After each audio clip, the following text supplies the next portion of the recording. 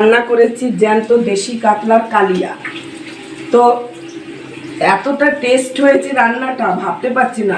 একদম সাদামাটা করে রান্নাটা করেছি।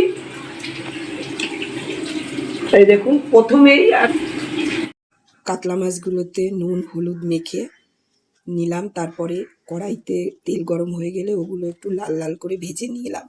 এবার আমি সাইডে আলু কেটে নিলাম আর কি কি মশলা দেব সেটা। এদিকে টমেটো কুচি দিয়েছি, রসুন বাটা, আদা বাটা, পেঁয়াজ বাটা, একটু পেঁয়াজ কুচি আর কাঁচা লঙ্কা। এদিকে আমি একটা মিশ্রণ গুলে রেখে ধনিয়ার গুঁড়ো, জিরে আর শুকনো লঙ্কা। আর এদিকে মাছ ভাজার পরে আমি আলুটাকে আবার একটু লাল লাল করে ভেজে নিলাম।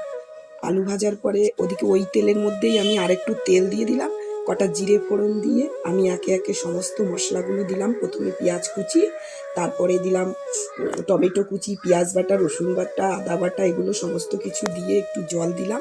নেড়ে চেড়ে নুন হলুদ দিলাম। তারপরে আমি ওই মিশ্রণটাকে দিয়ে দিলাম, জিরে লঙ্কা ধনের গুঁড়োটাকে। এটা কষা কষা হয়ে গেল বেশ।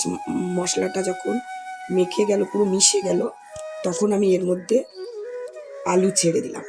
আলুটাকে দেয়া হয়ে গেল। এবার আলুটাকে ভাজলাম, একটু সামান্য কষে নিলাম। কষার পরে তারপরে আমি জল দিয়ে দিলাম। আর দিলাম, জল দেওয়ার আগে আমি 1 চামচ ঘি দিয়েছি এর মধ্যে। আর দিলাম একটু কাঁচা লঙ্কা বাটা। ব্যাস, এই তো সাদামাটাভাবে দেশি কাতলার কালিয়া হয়ে গেল। এই জল দিলাম।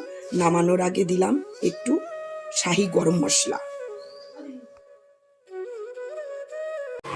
একদম সহজ সরলভাবে দেশি কাতলার কালিয়া হয়ে গেল।